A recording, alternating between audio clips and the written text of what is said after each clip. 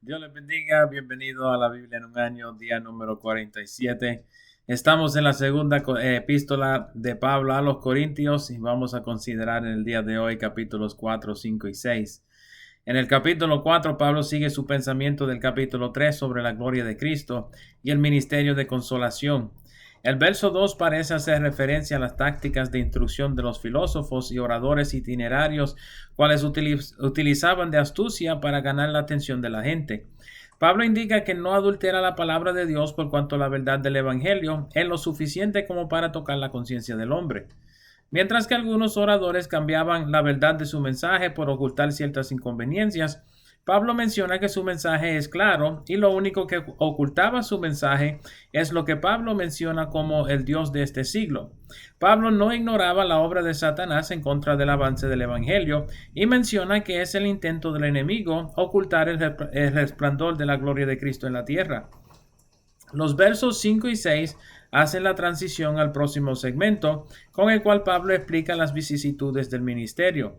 En estos versos, Pablo hace claro que él y sus compañeros de ministerio no se predicaban a ellos mismos, sino a Cristo. El segmento al cual ha de entrar enfoca en el desgaste del cuerpo y lo material, con tanto de que la gloria de Cristo sea evidente en su ministerio. El tesoro mencionado en el verso 7 es la gloria de la revelación de Cristo. El vaso de barro es su propio cuerpo, aunque hace también referencia al cuerpo de todo siervo de Dios. Pablo describe cómo ha sido vituperado junto con sus compañeros de ministerio con tanto de promulgar el Evangelio en los versos 7 al 10. Aunque no especifica detalles, basta entender que Pablo había pasado oposición y dificultad en la promulgación del Evangelio. De todas maneras, su intento siempre fue que la gloria fuera de Cristo. De tal manera, Pablo asemeja su sufrimiento al sufrimiento de Cristo en los versos 10 y 11. Para Pablo, el vituperio y desgaste del cuerpo mediante los esfuerzos evangelísticos eran dignos para relacionar al sufrimiento y muerte de Cristo. Al participar de la muerte de Cristo, sería partícipe de la vida de Cristo o la resurrección de Cristo. Noten que Pablo menciona en el verso 12 que la vida de Cristo se haría evidente en los corintios. Recuerden que Pablo ha mencionado ya cómo los corintios eran su gloria. Al ser que ellos recibieran la vida en Cristo, Pablo automáticamente sería partícipe de la bendición de ellos. Pablo explica su fe sobre el galardón del ministerio en los versos 13 al 18. Noten que no le estaba de más padecer por causa del Evangelio, porque su fe estaba en la resurrección en Cristo Jesús. Recuerden que Pablo en su primera epístola a los Corintios tuvo que corregir unos malos conceptos en Corinto sobre la resurrección. Tal era el caso que algunos de los corintios no creían en la resurrección, pensando que la fe cristiana trataba solo de la vida presente. Aquí Pablo reitera su fe en la resurrección y explica que su mirada estaba puesta en lo eterno. Con una perspectiva eterna, las tribulaciones de esta vida parecían insignificantes. El capítulo 5 expande el tema de la resurrección a explicar la morada celestial en la vida eterna. Pablo no se enfoca en habitaciones ni mansiones, sino lo que será el cuerpo glorificado, presente delante de Dios.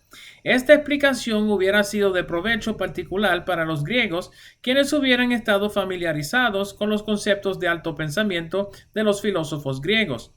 Algunos filósofos de renombre comenzaron a explicar que el mundo natural no era significante, sino lo que el hombre pudiera pensar o lograr con su intelecto. Este estado vino a ser conocido más bien como un estado espiritual, en el cual el cuerpo no era significante.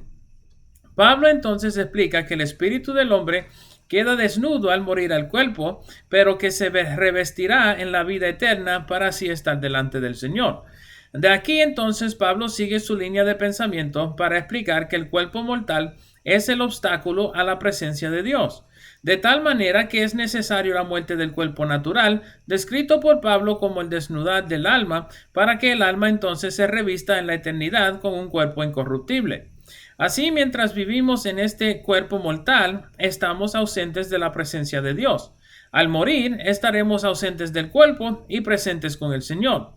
Noten en el verso 10 que Pablo aún enseña sobre un juicio final del cual la muerte no nos podrá librar. Al contrario, todos compadeceremos ante ese tribunal de Cristo para recibir la recompensa de lo que hicimos en el cuerpo, sea bueno o sea malo.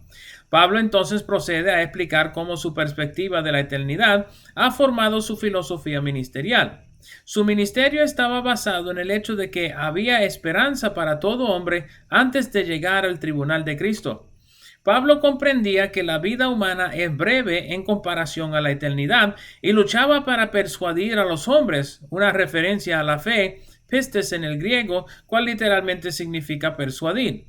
Pablo menciona la nueva creación en Cristo de tal modo que hasta los apóstoles, quienes conocieron a Jesús según la carne, ya no lo conocían de semejante manera. La implicación es que la glorificación de Cristo Jesús en su ascensión y ministerio a la diestra del Padre transformó el pensamiento de los apóstoles sobre el significado de la vida, formando una perspectiva eterna de los propósitos de Dios, por lo cual veían más urgente la promulgación del Evangelio durante su breve tiempo en la tierra. El capítulo termina con una explicación sobre el ministerio de la reconciliación, cual Pablo describe como el propósito de su obra evangelística. Para Pablo y todos los creyentes subsecuentes, todo quien promulga el Evangelio es embajador del reino, como si Dios mismo estuviera rogando a la creación a reconciliarse con él.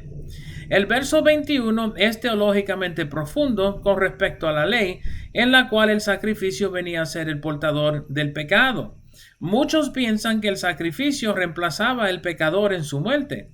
Este no es el caso, sino que el sacrificio en la ley tenía el motivo de convertirse en el pecado del individuo, de modo que el pecado muriera y fuera sin efecto para el hombre.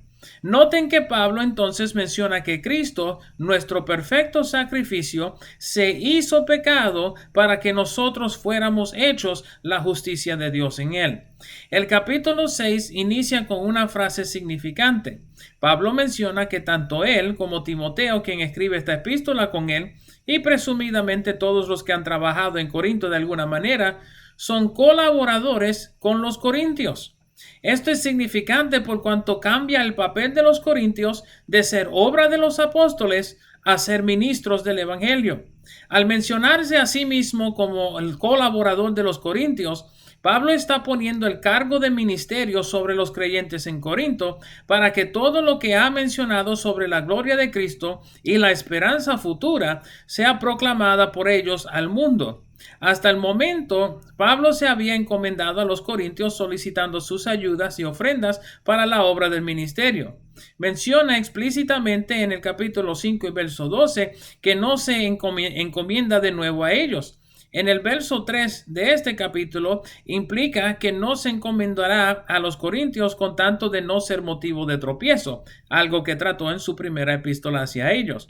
En vez, Pablo menciona el vituperio y las tribulaciones que han pasado en el ministerio como motivo de ánimo para los corintios.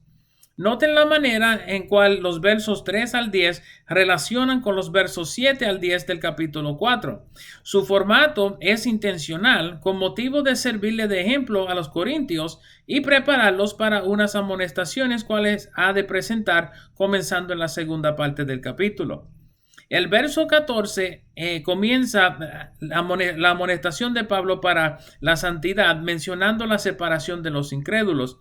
En contraste a 1 de Corintios capítulo 7, verso 39, este verso no está haciendo referencia al matrimonio de los creyentes con inconversos, sino al compañerismo de los creyentes con la idolatría de los templos paganos.